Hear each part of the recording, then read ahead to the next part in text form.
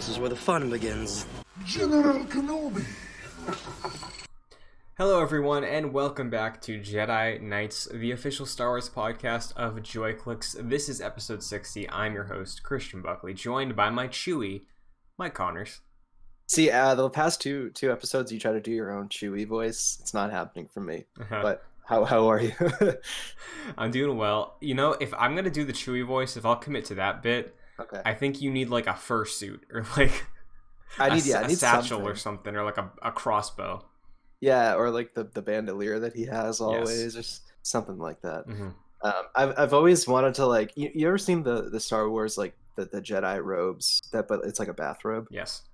I kind of want something similar to that, but Chewbacca. That'd be very nice. Oh, get like a Chewie onesie. You know what? Actually, I was gonna buy one of those last year because we were thinking of like maybe like dressing up with like PJs or something for a Christmas thing. Okay. But it was like $20 at Target. So next time you're in a Target in this pandemic hell, look out for a Chewbacca onesie. I would do Chewbacca. You could dress up as Han Solo. Yeah, I can find a vest. Christian, that'd be really funny. Yeah, we should do that. Yeah, so how you doing? I'm pretty good, man. You were telling me a little bit about how you had quite the Star Wars weekend. I personally have been playing Battlefront 2. That's basically what I've been doing in the Star Wars realm. But you said you got some things that you did. Yeah, my girlfriend finished watching Clone Wars, so I watched a few of the final episodes with her. Obviously, the Mandalorian episode, which we're going to talk about extensively in this episode. And she got like a projector thing from someone once. So we set that up and watched.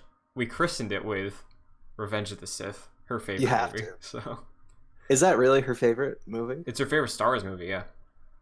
Good taste. Yeah. Great taste. She's a keeper.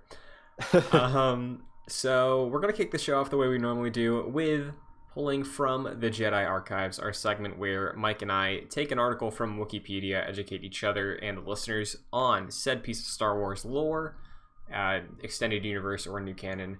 Mike, why don't you hit me up with what you got? So I chose something pretty obscure. It was actually one of the things that the homepage of Wikipedia like kind of spits out at you, like you know what I'm talking about. It's sort of just like random articles that they pull. Yeah, that's how I found General Grievous's grandmother a few weeks ago. Yeah, see, there you go. Well, I got some other familial relationship here. And it's something that I've never heard of before, but I guess it's canon. There's not much to say on it. There's literally one sentence. But yeah, I pulled Need Numb. So Need Numb was the third cousin of Need Numb, who was, Need Numb from Return of the Jedi, co-piloting the Millennium Falcon with Lando, becomes, in the Resistance, a big deal. Apparently, this third cousin of Need Numb operated the cantina Needs Mead in the Celestian city of Felusub. Okay. That's it. That's all I have. But there is a third cousin of Need Nub who operates a cantina called Needs Mead in Sullust. That's excellent. So there you go. That's very cool. I want to go to Needs Mead.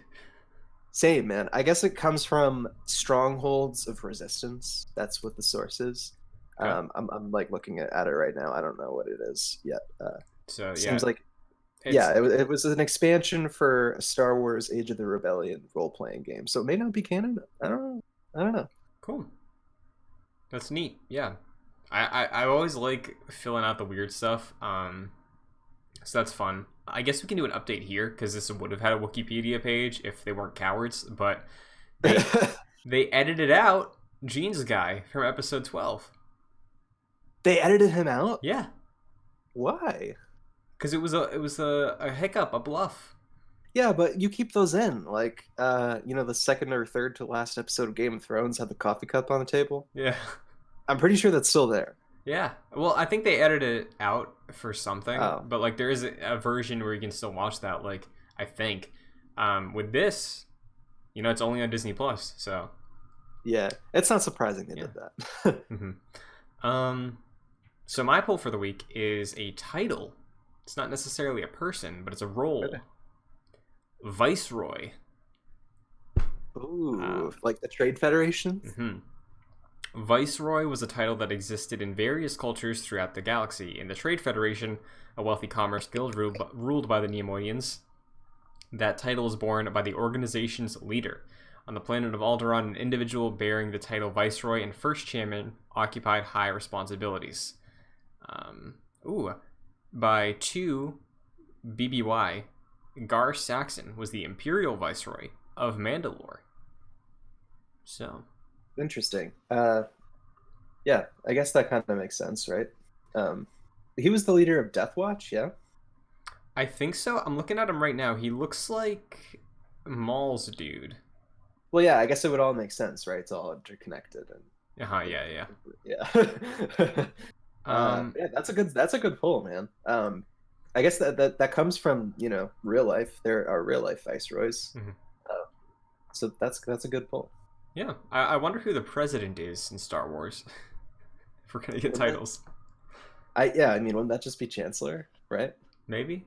I don't know. I don't know. I guess it's different. Like it's you know how it's like federalism, but instead of states, you got a bunch of planets.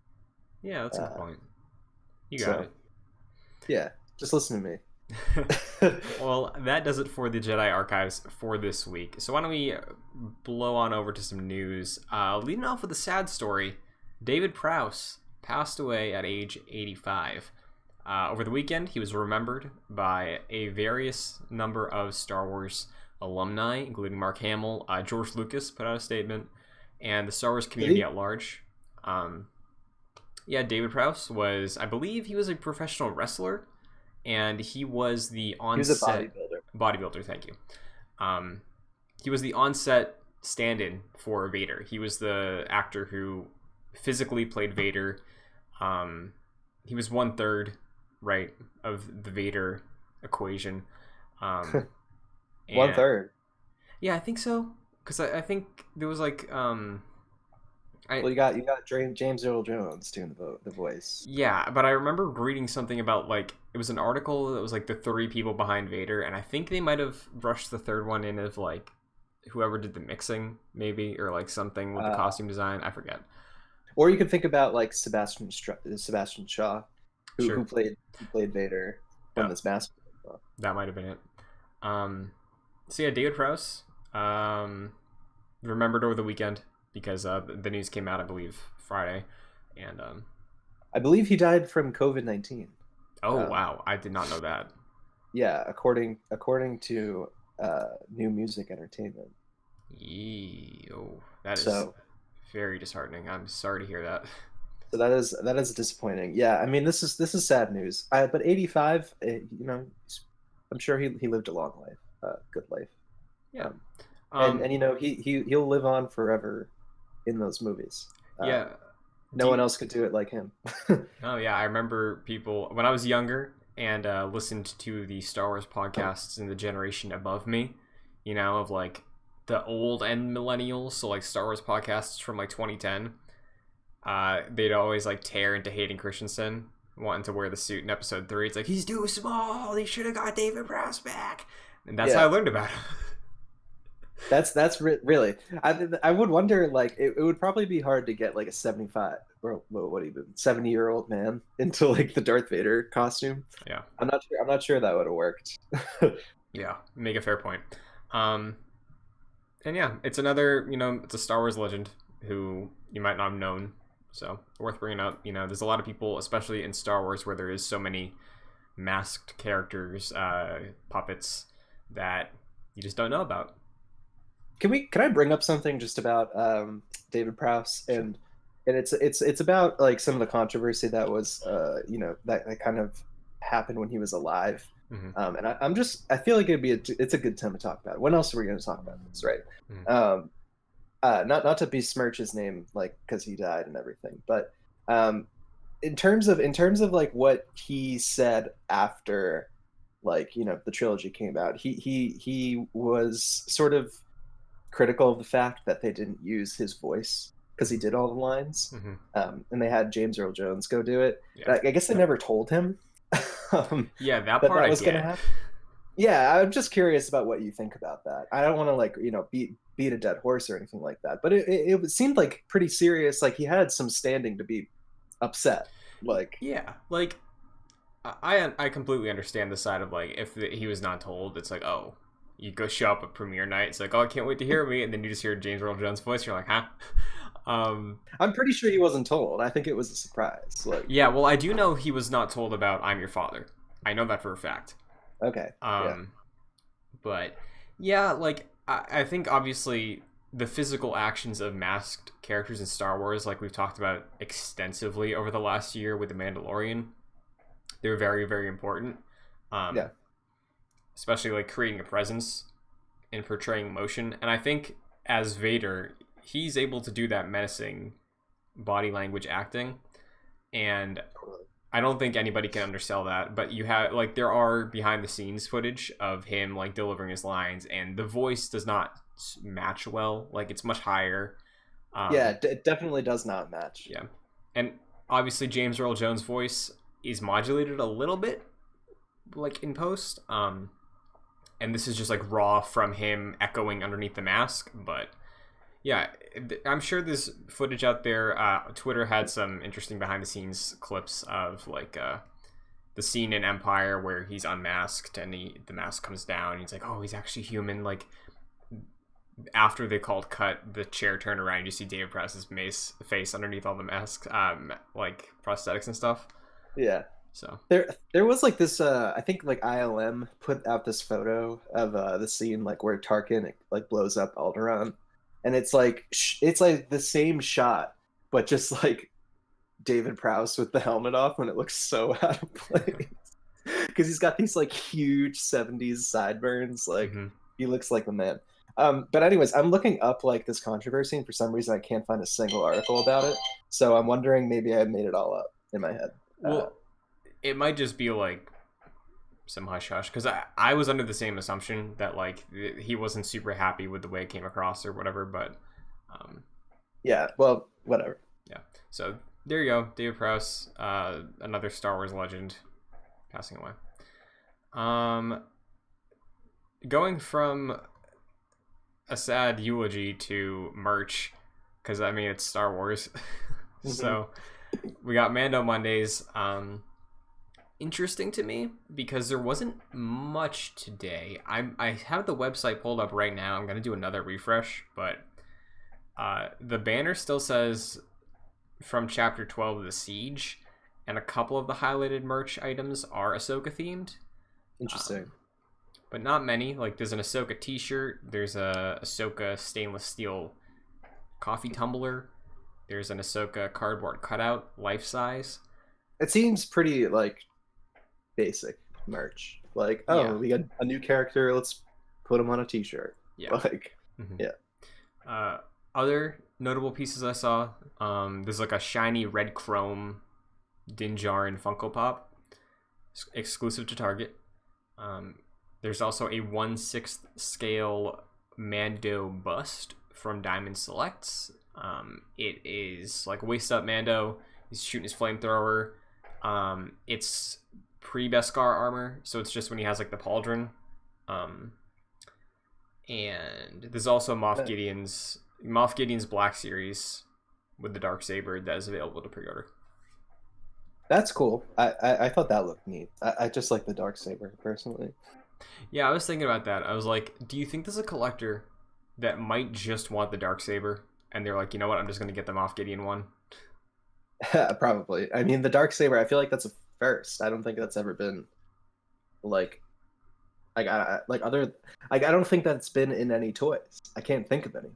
I mean, you would know more than I do. Like, is there a Black Series based on Maul from the Clone Wars that might have one or something? I just don't. I know Maul had the Darksaber for like a second, right? So I don't know if they necessarily capitalized on that, but it's Disney, so probably. Well, yeah, that is really it for Mando Mondays in terms of merch. There was some Mando rumors that are adjacent to the series that came out earlier today. Via What's on Disney Plus through the Australian Disney Plus, it was revealed that there is a second season of Disney Gallery, The Mandalorian, the behind-the-scenes documentary series about the making of seasons of Mando, that is releasing 1 week after the end of this current season. So the first episode's dropping on Christmas. That's cool. Yeah. So, do you think that this is going to sort of touch on like the post-production during the pandemic and everything? Absolutely, yeah. Because you would assume they can't do a roundtable the way they did before. Yeah, probably. Unless it's a couple of them that are like following the guidelines of the production, because like they're gonna shoot the show season 3, right? Like they have to be together. I think that it'll probably be a round table, but they'll just be like really far away from each other. Yeah, either that or Zoom. But I would assume if it's like Favreau, Filoni, and like a couple of the directors per episode, or like the director per episode, I could see that and they could work it out fine. But I mean, this is cool. I watched like one of the episodes to this first season of this show, of this like behind the scenes show, the other day, just because I was curious, and they're really well made. They're really interesting. I know that there's some stuff that came out of them last year that we talked about. So yeah, there was that really popular Filoni quote that blew up, like recontextualizing Qui-Gon and Anakin and all that. So yeah, if we just get to hear like Filoni and Favreau go off with like the team they built up, that's super cool. Like I want to hear them talk. Like I want Filoni and I want Bryce Dallas Howard together for half an hour talking about Bo-Katan. That's what I want. I mean, yeah, I think any opportunity that you get to just hear the man, like Dave Filoni knows it, like it's in his blood. Like anytime you get to hear him just speak about it, it's just like it's like watching I don't know, it's like watching God dictate the Bible or something. Sure. Like, because you'd imagine like there were a lot of guest directors for the season, you know, and I say guest directors where like there were some returning ones from season 1, like Filoni, Favreau, or Favreau was a first timer, but Bryce Dallas Howard. But Carl Weathers, I feel like he'd be awesome to interview and just talk about that experience with him, based on the rumors about like I'm blank. James Mangold, didn't he, like it was rumored that he directed a sequence, so like getting him to talk about his whatever he shot would be super cool. So I love documentaries. Is that true? Making of stuff. Yeah, there was a report, and we touched on this like twice this year, that James Mangold shot a sequence for The Mandalorian. And I think the other confirmed one was like Robert Rodriguez did an episode. Right. I think he did the next one. Yeah, the one coming up this week. Yeah, I think so. Very cool. Or actually, no, there are 3 more. He did the middle one, I believe. Gotcha. Okay. So, yeah, I'm excited. I like this. I like the making of stuff. We touched on making of Star Wars stuff last week, so I always love it. Yeah, they're pretty cool stuff. Actually, I did watch another episode that had Carl Weathers like talking as an actor, from season 1. So it'll be cool to see him talk about what it was like directing, because he did a great job. Yeah, I really liked his episode a lot. So yeah, same. Wait, I guess wait a second. Oh wait, I was just looking to see. I guess the directors haven't been named. Okay. I thought that there were. It's just the writers. Gotcha. Okay. All right. Yeah. So we don't know when Robert Rodriguez is. Dude, I hope he did the finale. Yeah. He would direct a killer finale. He would. But going into a little more depth with season 2 and the cast behind it, Sasha Banks did an interview with comicbook.com confirming that chapter 11 is the only episode that she's in for season 2 of The Mandalorian. The direct quote says from her, "I can only hope that the fans get to know more. I'm only in this episode. It's awesome, but we can only hope for more stuff. If I can pray and manifest anything, I just hope myself and Katie, Bo-Katan, can hopefully get the Darksaber one day, but we'll have to see. I don't know." So, interesting that she specifically brings up the Darksaber. Yeah, well, you would think that because when Bo-Katan is introduced, it is to find a path to get the Darksaber, that's for a reason, right? Like, you bring the heiress of Mandalore into the show about a Mandalorian, and plant that seed, like that's gonna come up again, you would think, right? Yeah, you'd have to. I mean, it's just interesting, like the fact that she brought it up in this conversation. Mm-hmm. Like it just seems like a weird detail to sort of bring up. Like, oh, I hope we get the dark saber. Mm-hmm. I wonder. I'm sure she's had conversations with like some of the people who like do this show and who organize it and everything. So she must have an idea that that's like probably where it's going to go. I mean, it makes sense, like you said. So interesting. Yeah, so I wanted to pull this because the conversation where we're going to with chapter 13, it's curious because I'm trying to still in my head work out the scope of where we're going with the Mandalorian. Yeah. And I thought that was interesting because similar to how with Mando season 1, the past few weeks you and I were talking about, maybe season 2 ends with once again reuniting the crew we've met so far this season for a big job at the end. I wouldn't say Sasha Banks' character would have to be included in that, so there's a chance that that could still be the case, but I would assume if Bo-Katan gets brought in, her 2 other friends that she's rolling with would probably show up too. That's what you'd think, right? Yeah. I just don't know. Like this, I guess like this might be better placed when we talk about like the next episode and everything. But like, I just don't know where the series is going anymore. That I don't know if I can accurately predict, or even with much confidence predict like what the last episode's going to even be. Right. Because it does seem like Bo-Katan and Ahsoka were just like one off.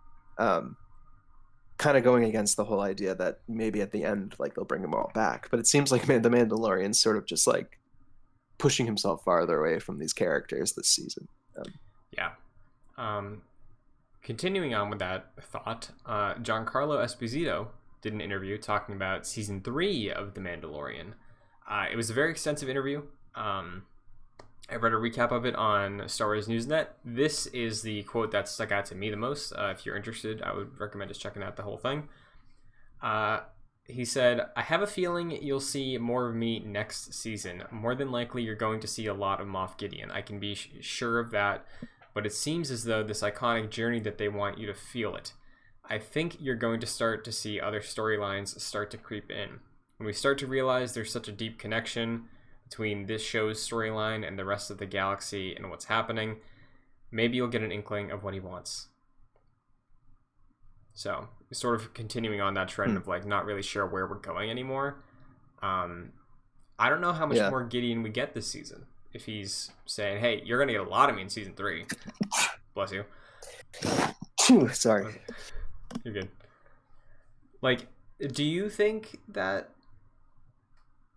because of this, because of like maybe Sasha Banks and the other Mandalorians taking a back seat the rest of the season, that maybe they're building towards another event or another series to build off of? Or is the conflict of Gideon and Din Djarin and the child going to be central to this show, where everything else sort of spins off of this show?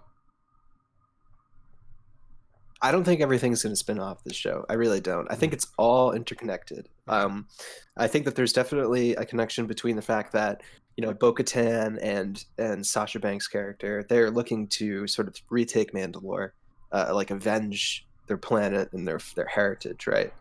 That seems to me that goes hand in hand with like Moff Gideon. The man has the literal darksaber, right? He's got the symbol of Mandalore.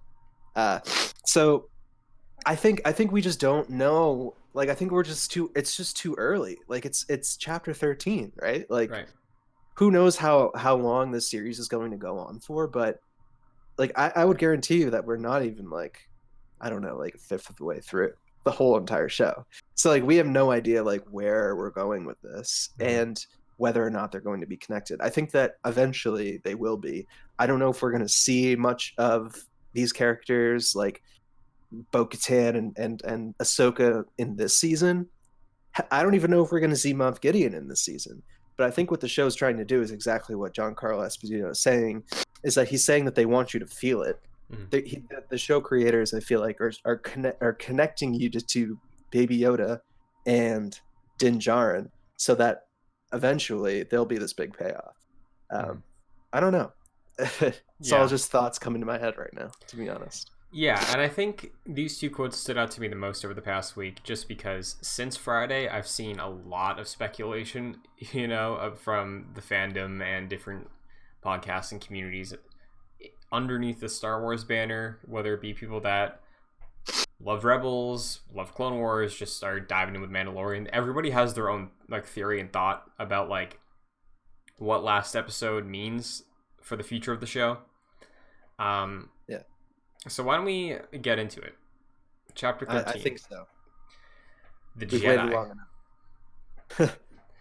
Directed by Dave Filoni, I would say this is the best episode he's done. Agreed. He's done 3 now, right? Yes, he did the pilot. He did the second to last episode last season, I think. No, he did the gunslinger. It was the fifth one. Oh, right. That was him. So yes, this is his best one. Unfortunately. Yeah. I mean, I really like the pilot. I think that's one of the all-time greatest pilot episodes of any show ever. But yeah, this is this one was something else. Yeah, so basically the concept of this episode, we are introduced to this city on the planet of so the planet is Corvus. Corvus, thank you. The city is Caladan. Thank you. Which is a reference to Frank Herbert's Dune novels. The Atreides family are from the planet Caladan. That's very cool. I did not know that. Yeah. So for this city, it's been taken over by this magistrate, this third party rolled up. It was like, hey, we got military force, you're ours now. And we're introduced to this concept through out the gate. Ahsoka just showing up at the doorstep and being like, hey, ultimatum, listen up. Literally out the gate. I didn't expect it to be so soon.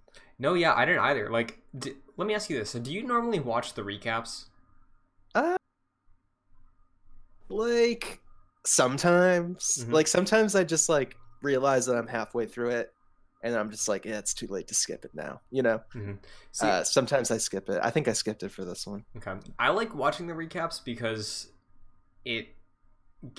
obviously I remember a lot of this show because I've seen the first season twice and I'm watching it week to week and we're talking about it a couple days later. So it's still fresh in my head, but yeah, there's so much that the show has covered so far that I really appreciate when they're like, hey, this specific thing, it's going to be helpful and useful to remember that.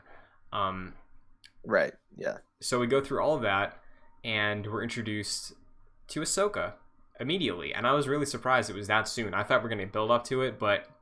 Me too. They presented her without any kind of fanfare, and I kind of like that. It was just oh, this is Ahsoka. That's her.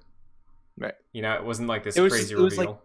It was pretty normal, which is it's not normal. Yeah. But it treated it as such, which is good. Yeah. And we can get this out real quick because I've seen a lot of people upset with how she looks and stuff like that. I thought she looked great. You're translating character from animation to live action. I thought she looked awesome. I thought she looked great. I really did. I saw some people nitpicking about her, the head thing, wasn't long enough, right? Yeah. Yeah, give it a rest. It's it's live action. Like you said, Christian, it's hard to sort of translate a cartoon character to the live screen. Yeah, and I think they did it. I think they really nailed it. She looks like Ahsoka. She looks like Ahsoka. I would say it threw me off. It didn't throw you off at all. No, it threw me off a little bit. I for the first few minutes that she was on screen, probably for the first 10 minutes, I was I don't know about this. No, I'm with you there because for the first few minutes it was definitely it's an adjustment, right? It's you're used to seeing this character because even though you and I didn't keep up with the Clone Wars as it dropped, I saw Clone Wars the movie in the theaters. I watched those first couple seasons as they aired, so I knew Ahsoka since I was 13, something like that. And just knowing how she looked and how she sounds for the last decade, and then immediately it's live action version. it was an adjustment period, but I do think like they nailed it. They nailed it. Yeah, I mean, I think the fact that her voice isn't the same sort of throws me off because like I expected like you expect Ahsoka to sort of like talk one way. Sure, yeah. And it's hard because like I feel like Ahsoka as a cartoon character, her eyes are like super big and expressive, and it's you can't do that. You can't like change the size of somebody's eyes, right? So, but I think overall they did a really great job. I was impressed.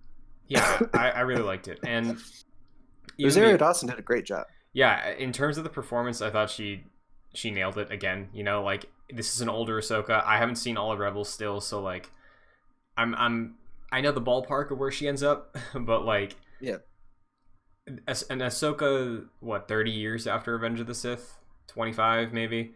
Yeah. It makes sense. You know, she's wiser now. She's more not hardened, but like she's self-reliant, and I really really like that. You know, so. I would say hardened is probably a good adjective for it. Sure. She's definitely seen some stuff. Let's put it that way. Definitely. But yeah, I really, in terms of translating, that was great. Rosario Dawson did a very good job. So calm down, people. Seriously, calm down. I think one thing I did want to ask you about this. So I will get there, but it seems like she's not going to show up again this season. Do you think this was like sort of like a backdoor pilot in a way? I mean, that was the speculation, you know, since it was rumored she was going to show up. And that's what I think, like why I wanted to touch on what we mentioned before, because this episode, there's a lot of references and callbacks to things. Like the big one, I think, is at the end of the episode during the duel with the magistrate. She's like, where's Grand Admiral Thrawn? So there's all these rumors. People wanted a Rebels follow-up. I'm seeing some people think that the Mandalorian is actually the Rebels follow-up. Like, I don't buy that. I think this is probably acting as a backdoor thing. Like, the only thing that's sticking with me is that at the end of this episode, we see Ahsoka go back into the city. Yeah. Which is kind of similar to how in season 1, after the Cara Dune conflict was resolved, she was like, I'm just going to hang out here, and then we call back on her. So maybe I could see maybe we get Ahsoka back when the child gets captured, but I don't know. Yeah, I don't know. I mean, the more I think about it, the more I think maybe like Bo-Katan showing up and Ahsoka showing up are like backdoors to their own series that sort of come together. That's a possibility. I guess like now I'm like sort of fully realizing that thought. Yeah. So yeah, I mean, I think it would be cool. Like I would watch an Ahsoka show. Like, let's be real. Oh, absolutely. Yeah. Cause like, I think she just like the character of Ahsoka from my perspective has more connections to all these things that are being introduced this season than the initial conflict introduced in The Mandalorian, which is just, I gotta figure out what to do with this kid. Like, true. And I really like that. I know I might be in the minority of like, if we're just like job of the week, if we're just traveling the galaxy and occasionally we stumble across something, perfect. But if this show follows that trend for a couple seasons and it's just like these two characters, Mando and the kid, like finding their place in the galaxy, I'd be super happy with that. And then the high stakes stuff, like the restructuring era, could be in its own show. You know, like I feel like it makes more sense to like search for Ezra with Ahsoka and take back Mandalore with Bo-Katan in like a different show, and maybe Mando shows up in that to help maybe, but like to me it just feels so separate still. Like it feels like they're different enough that they can stand alone. Right. So you think that like do you think the Mandalorian is just going to stay as it is, and it's just basically every week the Mandalorian and Baby Yoda get themselves into another sort of issue, and Moff Gideon acts as like a sort of like nemesis? Do you think that's sort of where we're going with it? Honestly I think so, because like from my perspective I feel like fleshing out this New Republic era through that like format is really interesting, because it it fills out the lore in the world the way the original trilogy does, where it's like, hey, we're just passing through. We're finding stuff out as we go. We're hearing names. You know, like if Sure. Thrawn never shows up in Mando, it's like, fine, we know he's out there. You know? Yeah, but he shows up in the Ahsoka spinoff. Right, yeah. Yeah. Like, I think you're probably right. Mhm. What were you going to say? I was just going to say, I think with the way the character is now, obviously we want to grow with them, but I feel like the growth of Mando is more him accepting his role as a father for the child than the show growing to be like the crux of why the sequels happen, you know? Yeah. No, yeah. So basically you think that Mandalorian, I guess like people thought that that's what the Mandalorian was going to be, right? And it still could be. Let's not like say it's not going to be that, Sure. but it doesn't seem like it's going to be. To me, that's kind of disappointing. I wanted to see like, you know, this big show that it's going to get into like the lore and that's going to explain a lot of stuff and like make things more confusing because that's how we like it. You know what I mean? But yeah, I think you're probably right. That's just not the direction that the show seems to be going. We get like these appearances of like pretty cool characters that are from the canon that exist in other places, and we get like one episode with them, which is fine because they're great episodes. But I think you're probably right that this is just going to be about the character struggle of the Mandalorian and whatever Grogu is. Yeah, so do you want to get to that next? Because we get a lot of lore in this episode. We get some fleshing out of some things. Yeah, I didn't mean to spoil or anything, but no. Because like Mando accepts a job. He's like, hey, he gets into the city. He's like, hey, heard you got a Jedi problem. My price is high. Send me out where you want me to go, and I'll take care of it. Yeah. So he gets information. He gets coordinates. He finds Ahsoka. They have a little sparring, and he's like, she finds him kind of. Well, I was gonna say that he does get promised a Beskar spear to kill Ahsoka from this lady. Yeah, you didn't think he was gonna actually like kill her, right? Or No, like not like that he was like seriously considering it or anything like that? Because I've seen some people saying that. I don't think so. I think when he said he went in there to get a lead, right? Exactly. And she's like, you know, she just so happens to be like, oh, a Jedi is plaguing me. That definitely, yeah, that perks his ears up. He's like, yeah, really, where? Yeah. And then we go look for her. We find her. We stumble across her. But I really appreciate, because I watched the episode again earlier today. I love that this episode's like a slow burn. Totally. I really, really like that a lot about it. I didn't really get that the first time because I was just super excited to see Ahsoka interact with these characters, but I think it's really good at building tension. So like when there are those payoffs of what we're about to get to and the Thrawn thing at the end, like it's good. So after they meet up, Ahsoka, Mando, and the child have like a hangout session. They learn some things. We learn the child's name is Grogu. Yeah, sorry for spoiling it, but what do you think about that? I love it. I thought yeah, I like it too. Here's the thing, because like I think I was thinking this maybe like a week or two ago. I was like, man, when they name the kid, it's gonna be like stupid. Like nobody's gonna like it. It's gonna be like Yazzle or something. Like it was gonna be like going on that trend. But I think like Grogu, that's that kid's name. It's Grogu. It's that. It really works. It's very Star Warsy, and honestly, people are just gonna call him Baby Yoda, anyways. Yeah, you're right. So, honestly, I might call him Baby Yoda still. I've been trying to call him Grogu, and it's been sticking. I haven't really messed up much. Okay, all right. But I like it. I genuinely think it's a good name for a Star Wars character. Yeah. So we find out that Grogu was trained on the Jedi Temple in Coruscant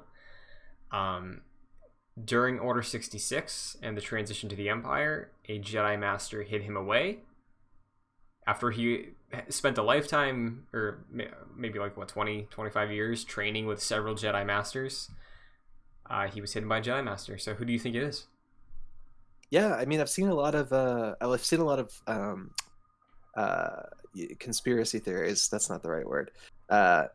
Just theories in general Hmm. about who could have saved Grogu from the Jedi Temple. Is it confirmed it was a Jedi Master who took him? Yes, she said a Jedi Master hit him. So yeah, I've heard some people think that perhaps it was Jocasta Nu, Okay. who was the Jedi Archives librarian. Hmm. I don't know if you're familiar, but from the canon, we know that she did survive Order 66.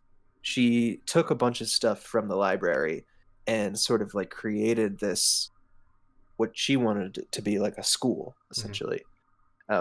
People theorize that maybe she took Grogu to that school.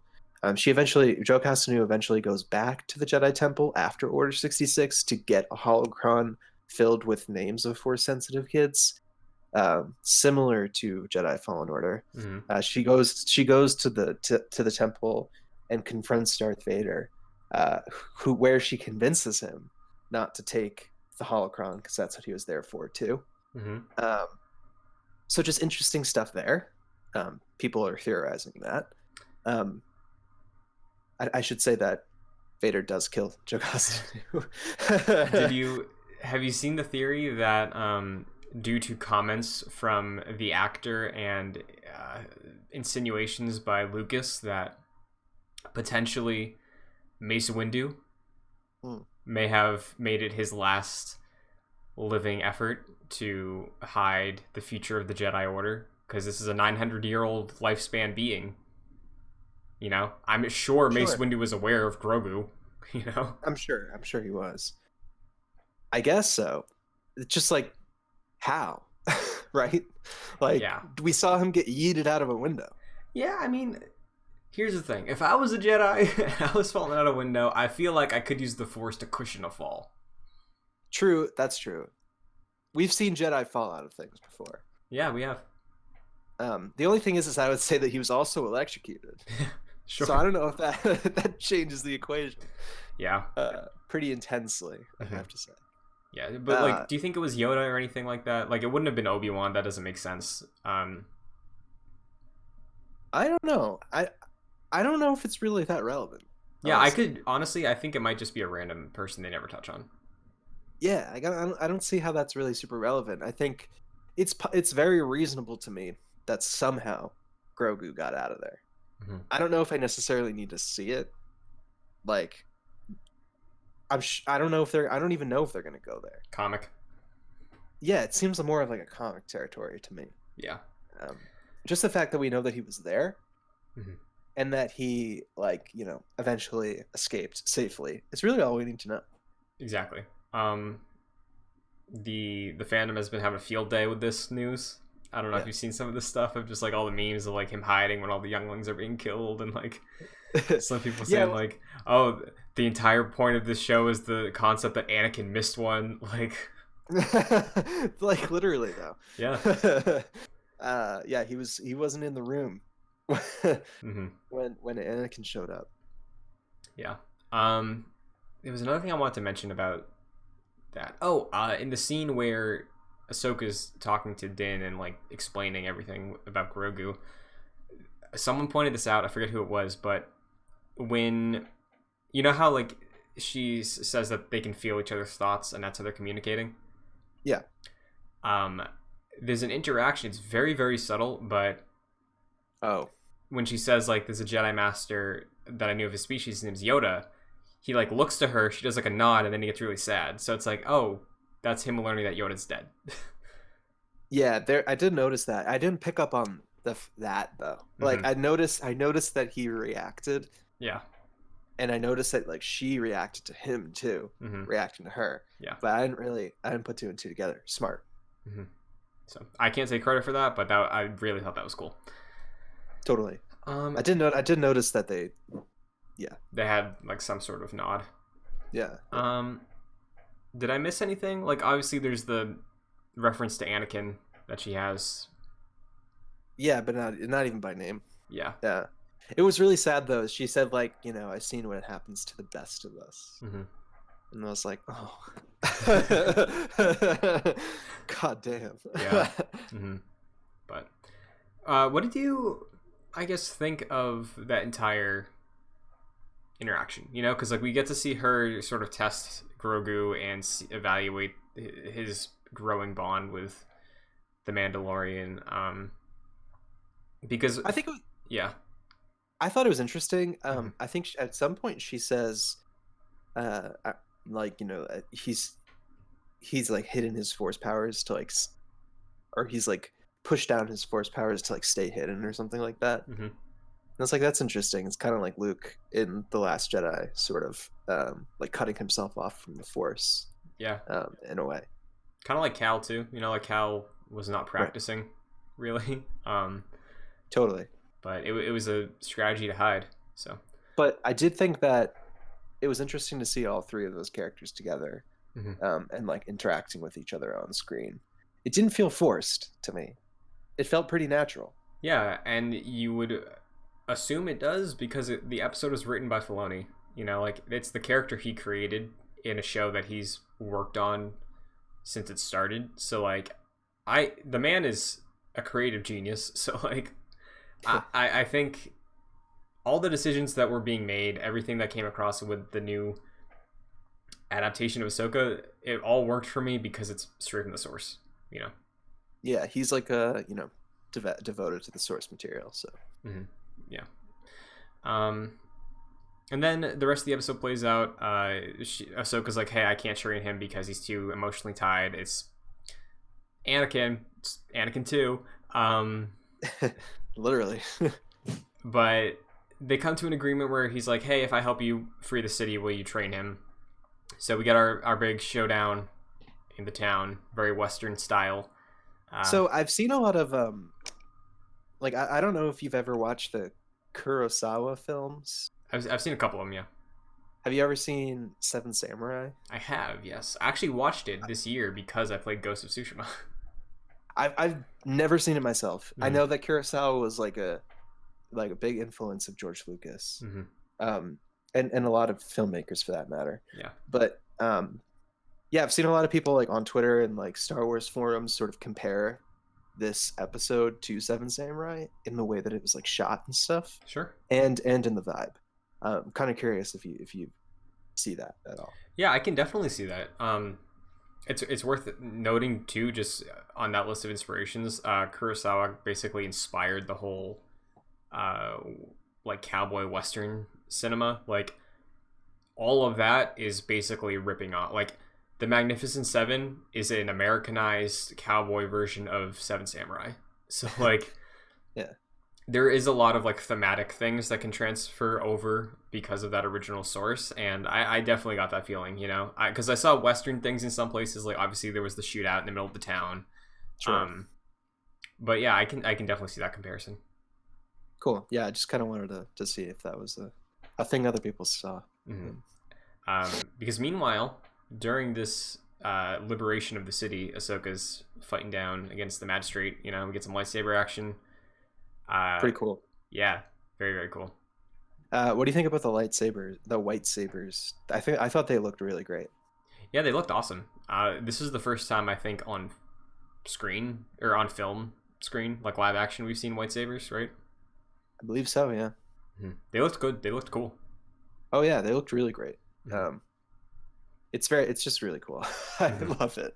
They have like it does feel like Rebels 2.0 in a way. Sure, yeah, because I mean, again, it's Filoni. You know, it's the next step after Rebels of where Ahsoka was. I did see an article. I didn't get to read it, but I saw. I guess Filoni was saying like, oh, maybe this episode of Ahsoka takes place before the last time we see Ahsoka in Rebels. Oh, really? I guess because I think the headline was like, Filoni insinuates that the episode could be before Ahsoka's reunited with Sabine. Yeah, I guess we just don't know that. Like at the end of Rebels, they hook up together to go find Ezra, so we don't know where this sort of like is on the timeline. Sure, but I thought that was interesting, and yeah, that is. Yeah, the final battle is great. You know, we get some intense saber combat. Ahsoka gets to do the classic like back grip on the saber. Of course, yeah. And it's great. I thought, again, Rosario Dawson, big shoes to fill, did a great job. I love that this was basically Ahsoka's episode, and it was like Mando just going to her and being like, "You are an expert. Help." you know? Yeah, no, I thought that like it was just really cool the way that the battle or the like city battle was shot or whatever. I liked how I think it was like Ahsoka sort of like on top of the houses and everything, like as like the two assassin droids are going through the alleyways and stuff. That was just really cool. Definitely. Yeah, it was awesome. And at the The end, of standoff. course, yeah, at the end, against the magistrate, the showdown, the big reveal, Thrawn. Right. What was your takeaway there? I familiar with him, familiar with his role, but you've seen more of his stuff. So what's up? I guess it kind of like goes back to that question of we don't really know when in the timeline this takes place, right? Because at the end of Rebels we see Ezra and Thrawn sort of like get teleported to really nobody knows, and Ahsoka and Sabine go looking for Ezra. That scene where where Sabine and Ahsoka kind of hook up takes place after Return of the Jedi. Okay. So this takes place after Return of the Jedi. What comes first? I don't know. Maybe they found him, right? Like maybe they found him and something happened, and now they need to find Thrawn again to avenge Ezra or something. I don't know. Yeah. It was interesting to see his name show up. I want to see a live action Thrawn. I think that'd be sick. Yeah, it's just confusing because we don't have any inkling about like really when this takes place in relation to Rebels. Sure. So yeah, I'm excited. Like it was just like really random to me. Yeah, it caught me off guard, honestly. Like, yeah, when the drop happened, because like, I thought she was gonna say Maul, and I was like, wait, Maul should be dead. It shouldn't be Maul, right? Because like I got Crime Lord vibes from her, so I was like, maybe it's something like that. But right, no, I thought that too. I thought maybe she was like the remnants of like Crimson Dawn or something like that. But yeah, I don't know. Yeah, she said Thrawn. It like caught me off guard. I was like, oh, okay. Yeah, I'm pretty sure that like we don't have a confirmation about like when this takes place in the canon, because that would answer a lot of questions if it's before that last shot in Rebels or after. So, well, I know you would assume that it's like within 6 months from the end of season 1. That feels like the vibe. Like when he shows up to Navarro again, like I feel like that's enough progress to make with 6 months. Like, so maybe like almost 6 years after the end of Return of the Jedi is when this is going on. Right. I know. It's just like that one shot at the end of Rebels. There's no time. Gotcha. Like, we don't know when that takes place. Okay. So it's hard to like put them all together. I gotcha. Yeah. I mean, who knows, right? Maybe it takes place before. That'd be kind of cool. Yeah, and then it would sort of tee up whatever we get next. Then it would be like really like a Rebels sequel. Yeah. So once everything's taken care of, once the magistrate's taken down, Mando gets his Beskar spear, which I feel like is going to be used to fight the Darksaber. Definitely. We get one last quest, I guess. Probably the final quest of the season, like where we end up. Ahsoka says, go to the planet of... Mike? Tython. Thank you. There's a mountain there. There's a pedestal on the top of that mountain. You put Grogu there. If he reaches out with the Force, it'll decide his fate. Let's like give him his own agency. See what he wants to do. If he uses the Force on the pedestal and he reaches out with it, maybe a Jedi will feel it and then come looking for him. If he doesn't, then hey, you lucked out. Now you have a son. So like. Yeah. I mean, I don't know what that necessarily means. Like, choose his path, right? Like, what? So he goes to the top of the mountain, and they're like, literally, like, what? Yeah. So like, My read on that was like, hey, they go up there, they find a pedestal, he puts them on there, and then if Grogu does something with the Force, okay, I you see. know, like if he just like closes his eyes, reaches out, and then touches a leaf, you know, like. Yeah, well, I mean, do you think it's like the same sort of pedestal that we saw on like Octo, where Rey was sitting and everything? That could be cool. I think probably, right? I Yeah, mean, I think that might be in the ballpark. You might be right there. yeah. Now she said a Jedi might feel this, and again, people are running wild. I have a theory. I'll just shoot it out there. Let me know what you think of this. Okay. For the rest of the season, and then we can talk about whatever you think, if you think something different, and then go from there. Mm-hmm. So I think what's going to happen, there's 3 episodes left. I think the next episode, by the end of it, I think next week is another side quest on the way to get to this place. And I think at the end of the episode, Baby Yoda gets captured. Grogu gets captured.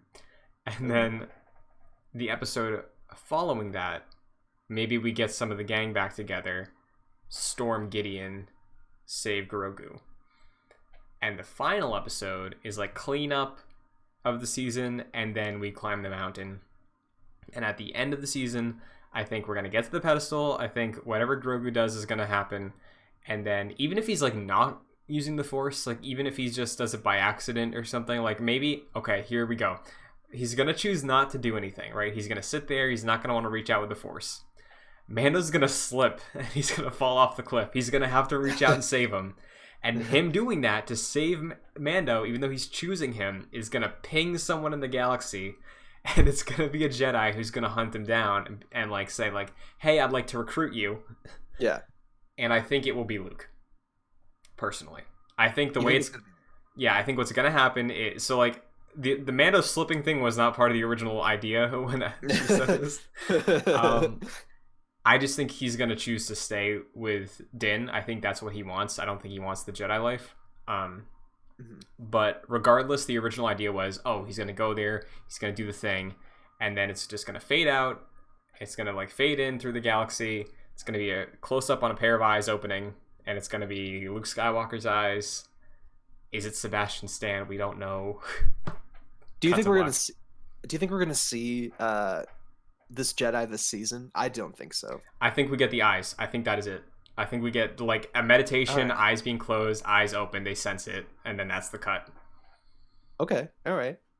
I like the idea. I mean, I know you think it's going to be Luke, and I feel like most people think that, right? I mean, I've seen a lot of people say Ezra. I've seen a lot of people say Ezra too, but it just wouldn't make any sense. I mean, maybe, right? I don't know. Like the last we saw Ezra, he just disappeared. So there would be some loose ends that need to tie up. That would be strange. Yeah. I guess it's possible it could be Ezra. It would just be weird if it was there. But it would also be weird if it were Luke. I feel like that would be kind of like a force. I mean, think about who's active in the galaxy in terms of Jedi, who's focusing on recruiting and rebuilding. Yeah, that's true. Yeah. Like, I'll say this, we also know of another Jedi who, as far as we know, is still alive. And Cal. His thing was, I want to rebuild the Jedi Order. This is true. That would be kind of spoilery though, for whatever games come next. Yeah. In terms of Fallen Order. Because, like, you imagine it doesn't work out, you know? Well, you would imagine that, like, for Cal Kestis at least, it doesn't work out because we don't see him again. Yeah, unless like he would be really useful. Like, you know, when the rebels were fighting the Empire, like, where were you? Yeah, unless they find a way to make it work out. So, like, hey, Cal was, you know, like, he had some change of heart. You know, he blew up the holocron, and he was like, you know what? If it's gonna happen, it's meant to happen. And maybe he goes back into hiding. Maybe he just helps the crew, sort of like what Rebels is like with Kanan. And then eventually, when he hears of Luke rebuilding the Order, he's like, oh, I'll help. You know, like, I don't know if we go that route, but... This is the problem with, like, this is the problem that we're starting to see with, like, expanding the lore a little bit. It's like, where were all of these Jedi like this is like, why was Luke the only one? Like, you guys put it all on him. You were around, I think. Yeah, I mean, like, galaxy's a big place, but hyperspace. Yeah. So, like, I don't know, man. I think at that point it's like a suspension of disbelief thing that I've come to terms with a long time ago. I same.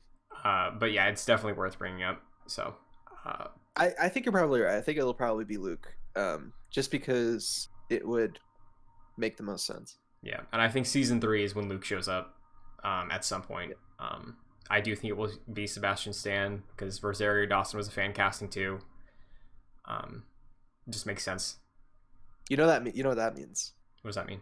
We're gonna see like Luke do some like pretty cool Jedi stuff. Yeah, in full effect. Mm-hmm. I'm convinced. I'm really write this down. You know, hold me to this. He sits up there. We get a fade out. Close up, like, fade through the galaxy, close up on some eyes, they open up, and it is implied heavily to be Luke.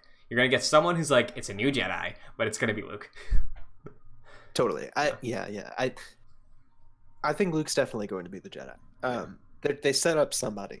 Mm-hmm. It's going to be somebody. Who knows? Mm-hmm. Maybe it'll be Mace Windu. That'd be cool. But I'm kind of curious what you think. You said that in your thoughts for the next 3 episodes. Mm-hmm. The penultimate episode is going to be the big battle between like Moff Gideon and the Mandalorian, in terms of like, the Mandalorian going to save Grogu, because you think Grogu's going to be stolen at some point, which you're probably right. Yeah, like I don't think they'd introduce the tracking beacon this season if it's like a payoff for a year from now. No. Like yeah. So. Because I right now there's no other stakes. There's nothing. Yeah. Like that's it. That's the thing that can introduce the conflict to the end of the season. Yeah. So you think that next episode we're gonna see kidnapping? I think at the end. I think that'll be the cliffhanger episode that like triggers the rest of the season. Maybe the middle episode is him like going to get Bo-Katan, and she's like, "I need your help again." And then he's like, okay, but like he has it. He has both the things we need. Like, yeah. And then I could see the final episode be the actual conflict, and then the second half of the episode's climbing the mountain. I don't know, but I feel like the mountain, if it was like the second half very rushed to the end, that might feel out of place. But sure, yeah, I think you're probably right here, Christian. Thank you. I just want to see what the heck those dark troopers were about. Yeah, that's what I want to know. Yeah, and I bet we'll get that. I bet that'll be the big conflict at the end. I bet that'll be the battle. I bet it's cutting through a bunch of dark troopers. Mando gets a few swings in with that staff on Gideon, and then Gideon gets another TIE fighter and flies off. Yeah. Well, Mandalorian's got a jetpack now, Christian. So yeah, he does. But yeah, no, I think for sure we're gonna see some sort of duel between the Mandalorian and Moff Gideon, with the Darksaber versus that Beskar spear. Mm-hmm. Well, should be cool. Absolutely. Do you have any final things you want to throw out there about this episode, about Ahsoka, about the rest of the season? Just Jedi? I think that this was a watershed episode for the series. Okay. It became something else with this episode. Before it was just Mandalorian and Baby Yoda. Now we have a lot of connections to a lot of different places that are very lore-y, and I like it. I like where it's heading. Me too. And excited. I'll add on to that too.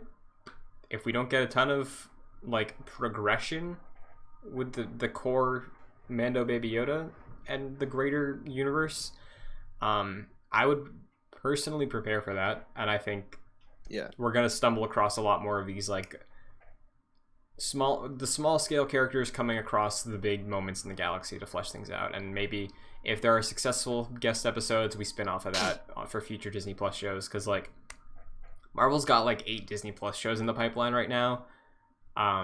Star Wars has a couple, but like I don't think I think they're probably hungry to find the things that'll work more for them, because they clearly like live action now. They clearly like Star Wars on TV.